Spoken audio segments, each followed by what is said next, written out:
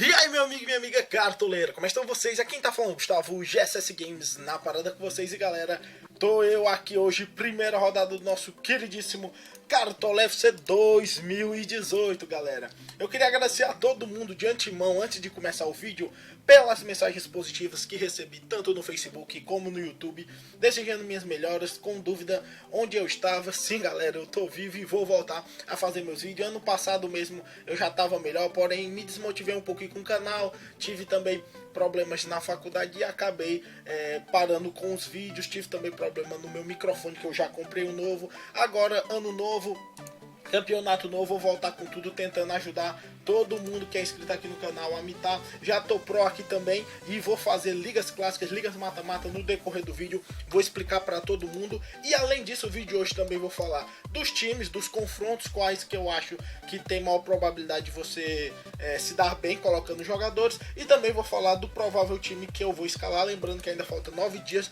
No decorrer desses 9 dias vou lançar alguns outros vídeos para você ter a melhor possibilidade possível de escalar um time realmente muito bom. Lembrando que nesse decorrer vai ter estadual, vai ter Libertadores, então alguns times podem ter pequenas modificações. Tranquilo? Então foi isso. Um abraço a todos. Vou soltar a vinheta e vamos pro vídeo. Todo ano é assim. E aí? Depois de nós. E aí? Bora, negão! Bora, negão! E aí? Depois de nós. E aí? Voltando aqui, galera, e quem já tava com saudade da nossa queridíssima vinhetinha, já papoca um like no vídeo, comenta aí também embaixo, que me deixa bastante feliz, tranquilo? E galera, antes de falar pra vocês o nosso time e também antes de analisar os confrontos, eu vou fazer uma análise rapidinha das modificações que ocorreram em relação ao cartola do ano passado e desse ano de 2018. Tranquilo? Para quem ainda não sabe, galera, duas coisas modificaram em relação ao ano passado. As modificações foram basicamente duas. Uma foi em relação às pontuações e a outra foi em relação aos capitões que agora vão ter no time. Na verdade, o capitão do seu time. As modificações de pontuações são muito simples. As que foram melhoradas foram finalização defendida, subiu de 1 para 1.2, finalização para fora de 0.7 para 0.8 e o gol contra melhorou também, caiu de -6 para -5, ou seja, quem sofre um gol contra, quem faz um gol contra não perde tanto como ano passado. E nas roubadas de bola houve um decréscimo, assim como no pênalti perdido houve uma pior, ou seja, você vai perder mais pontos e a finalização na trave vai dar menos pontos. Meu resumo, galera, é o seguinte: se é positivo ou não, é relativo. Finalização defendida e finalização para fora eu achei totalmente válido. Eu achava que alguns atacantes tinham que chutar uma quantidade absurda de vezes para realmente valer a pena. Alguns só conseguiam pontuação basicamente se fizessem gol ou se sofressem muitas faltas. Quem sabe com essa pequena melhoradinha na finalização defendida e finalização para fora, alguns atacantes comecem a valer um pouco mais a pena. O gol contra eu acho válido, uma pontuação de -6 para um gol contra eu achava que era exagerado demais. Eu acho -5 totalmente válida. Roubada de bola de -1.7 para 1.5 eu também acho muito bom. Eu achava que roubada de bola era muito quebrado. Alguns meio de campo não fazia quase nada no jogo, dava 4 roubadas de bola e já estava pontuando acima de 6, quase 7, 8 pontos. Ou seja, era muito quebrado, ainda é muito alto. Vamos supor, roubada de bola está acima de finalização defendida, então ainda continua sendo muito bom. Não é que os volantes vão desaparecer, ou seja, não vale mais a pena colocar volante porque roubada de bola está muito ruim. Ainda vale sim, só que perdeu um pouco de capacidade de pontuação alta. Pênalti perdido eu acho válido. Eu acho pênalti perdido uma coisa muito ruim. Eu acho até pior do que um gol contra, porque muitas vezes gol contra é algo sem querer, acontece. Pênalti perdido geralmente compromete muito um placar do jogo. Eu acho -4 totalmente justo. E finalização na trave caiu de 3.5 para 3. Eu já acho que finalização da trave é uma coisa muito positiva. 3 pontos eu também acho que está justo, ou seja, eu acho que as modificações foram válidas, principalmente porque ajudou jogadores de frente e comprometeu um pouco volantes. O básico é isso, volantes se prejudicaram e jogadores de frente melhoraram um pouco sua pontuação. E em relação ao capitão, galera, é simples. Basicamente você vai escolher um jogador por rodada para ser seu capitão. Lembrando que você não poderá escolher seu técnico. Você pode escolher qualquer atacante, meio campista, até goleiro. Porém não pode escolher o técnico e toda a pontuação é dobrada, seja ela para cima ou para baixo. Se porventura você pontuar 5 pontos, sua pontuação vai para 10.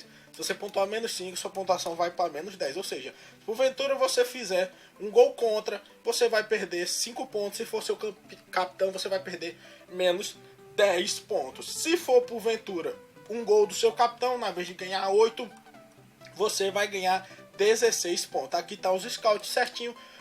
O SG continua 5, defesa de pênalti 7, ainda a mesma, defesa difícil 3, roubada de bola, gol contra, cartão vermelho continua menos 5, empatado com gol contra, que eu acho justo, cartão amarelo menos 2, a falta cometida menos 5, a sofrida também menos 5, pênalti menos 4, o resto se manteve, o gol manteve 8 e a assistência 5, a finalização da trave cai um pouquinho. Tranquilo? Então essas são as regras novas e a partir delas vamos fazer nossa escalação.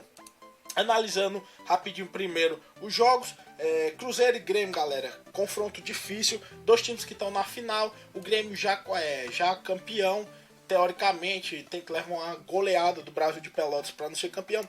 Cruzeiro um jogo difícil contra o Atlético Mineiro, mas ainda é um time muito forte, eu evitaria esse confronto Cruzeiro e Grêmio. Vitória e Flamengo no Barradão. Vitória vai ter a final do Baiano, vai jogar em casa, tendo que reverter um placar que sofreu contra o Bahia quando o Bahia jogou em casa. É um jogo complicado porque o Flamengo também vem em uma certa remontagem. Vitória passou na Copa do Nordeste. Não vejo da força do Flamengo, mas o Flamengo, principalmente pela fragilidade de troca de técnica, ainda não define muita coisa e no meio tempo ainda tem Libertadores. Acho complicado colocar jogadores do Flamengo. Santos e Ceará, vejo um favoritismo do Santos, apesar de o Ceará, do meu ponto de vista, para quem não sabe, eu sou de Fortaleza, o Ceará está se mostrando, e eu sou Fortaleza, não torço nem pro Ceará. Eu acho que o Ceará é o time mais forte do Nordeste. Quem sabe o Bahia tá ali próximo dele, só que o Bahia ainda oscila um pouco, apesar de ter um time melhor. O Ceará tá mostrando um bom desempenho defensivamente, ofensivamente, mas jogando contra o Santos no Pacaembu, eu vejo sim favoritismo pro time da Vila, apesar de ele também ter jogo da Libertadores no meio de semana. Atlético, América Mineiro e Sport é um jogo bem complicado. O América Mineiro a última vez esteve na primeira divisão, decepcionou bastante, e o Sport vem tendo uma campanha terrível até o momento no Pernambucano, nem tá jogando a Copa do Nordeste. É um time que tá em uma certa remontagem. Ano passado gastou uma quantidade grande de dinheiro esperando, quem sabe, até Libertadores, e o máximo que conseguiu foi escapar da zona do rebaixamento. Eu acho o América Mineiro um time organizado, ano passado foi campeão da Série B, tem uma perspectiva boa e tem vários jogadores válidos, principalmente porque estão extremamente baratos. Depois temos Vasco e Atlético Mineiro. Confronto complicado, Atlético Mineiro ainda tem final de estadual, Vasco também. O Vasco é um time muito 880, tem jogo que ele faz 0x0, depois é 3x2. Contra o Cruzeiro foi um 0x0. Os últimos jogos do Campeonato Carioca foi 3x2, ou seja, é um time que oscila bastante. Eu evitaria um pouco ele. E o Atlético Mineiro, apesar de ter tido um estadual fraco, depois melhorou bastante quando teve os confrontos fortes. Quando eu digo os fortes, basicamente ganhou do Cruzeiro, primeira rodada da final do Mineirão, por 3x1. Depois temos Corinthians e Fluminense. Aqui eu vejo o favoritismo do Corinthians, que apesar de ter uma grande final e ter os jogos da Libertadores, eu vejo ele como mais time que o Fluminense. O Abel já está fazendo um trabalho extraordinário no Flu. Porém, eu acho que o Corinthians jogando em casa é favorito. O Corinthians sempre é muito forte em perspectiva de SG. Pode ser uma posição válida. Internacional e Bahia é um confronto bom. Eu acho o Internacional favorito. O Bahia pode ser o melhor time do Nordeste, como eu disse. Do ponto de vista de elenco, é com certeza o melhor time do Nordeste. Porém, ainda oscila bastante de um jogo para o outro. Às vezes perde muito.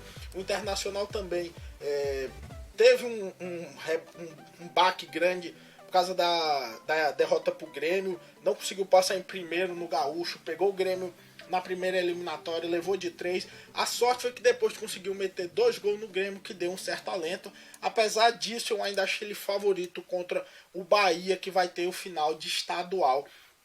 E o Internacional tá basicamente, eu acho que é só Copa do Brasil, tá totalmente de folga, tirando isso. Atlético Paranaense e Chapecoense, Chape que vem mostrando uma força gigantesca, mesmo no seu campeonato estadual, o melhor time com a defesa muito boa. Lembrando que o estado de Santa Catarina eu vejo como o estadual mais complicado, ou seja, por ter uma quantidade grande de times com forças equivalentes como Joinville, Criciúma, Avaí, Figueirense, acaba tendo uma equidade bastante nos jogos e a Chape vem mostrando um desempenho muito bom, uma defesa fortíssima.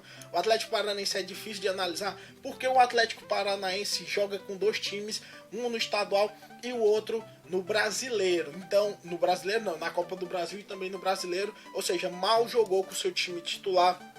Eu vejo sim um Atlético Paranaense favorito, porque querendo ou não tá fazendo a preparação, uma pré-temporada. Na Copa do Brasil venceu o São Paulo com seu time principal, porém não é um jogo tão simples contra a Chapecoense. E Botafogo seguindo e Palmeiras, eu vejo o Palmeiras favorito pelo time superior que tem.